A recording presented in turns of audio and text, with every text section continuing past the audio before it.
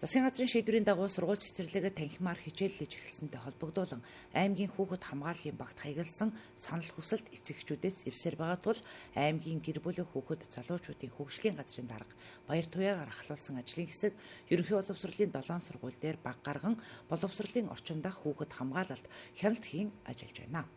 10 жилийн хүүхдүүд сургуулийн орчинд бол үүсгийн дээрлэхэл дарамт тол байдаг баг. Гэхдээ сонсч ясны сая биеэрээ бол очиж тэгж дээрлэхүүл дарамтлуулж ийсэн одоо л байдгүй. Тийм. Гэхдээ яг яг дээрлэхүүл дарамтлуулсан хүүхдүүд хөвчлээ яг нэг л хүүхдээр дээрлэхүүл дарамтлуулсан бол бус хүүхдүүдээс зайгаа бариад илүү ингэж өөрийгөө нийгмээс тусгаарч идэг юм шиг санагддаг. Ер нь миний найз нөхдийн хүрээлжсэн тохиолдол ер нь бараг байхгүй.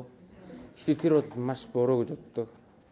Угаасаа болохгүй шүү дээ. Сургуулийн орчин айгүй хүйтэн байгаа. Тэгээд хичээл их хүртэл айгүй хэцүү гадар хувцастаа суугаад айгүй юм бичгэд хүртэл ингэж жоохон тэртэй идэг.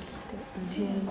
Өнөөдөр болохоор бодвол бас харцангуйгаа айгүй дулаахан. Тэгээд сурагчид маань өөрөө бид нар чинь ахтлахаа ингэж сурагчаад шүү дээ. Дээгүүрээ бас хувцаа зузаалаад сурчуулаад айгүй боломжийн байгаа.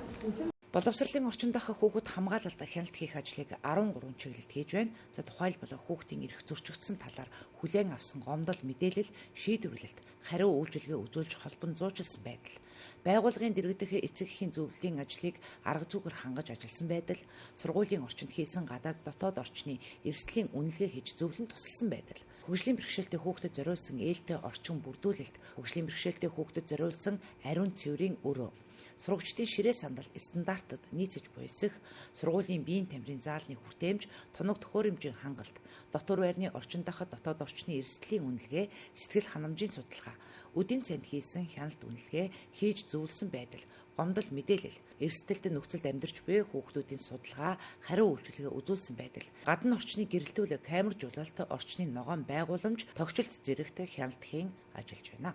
Аймгийн төдийл ажиллагаа явуулж байгаа 7 сургууль дээр гэр бүлийн хүүхд залуучдын хөгжлийн газраас хүүхдүүдийн одоо сургууль дээрээ даарч байна гэсэн асуудал бас манад ирж байгаа. Үүнтэй холбоотойгоор бас сургуулиудын дулаан хэр байна, тий хүүхдүүдэд бас үеийнхний дээрлэхэлтийн асуудал одоо сургуулиудаар хэр байна гэдэг дээр бас хүүхдүүдэд санал бодлыг нь сонсох.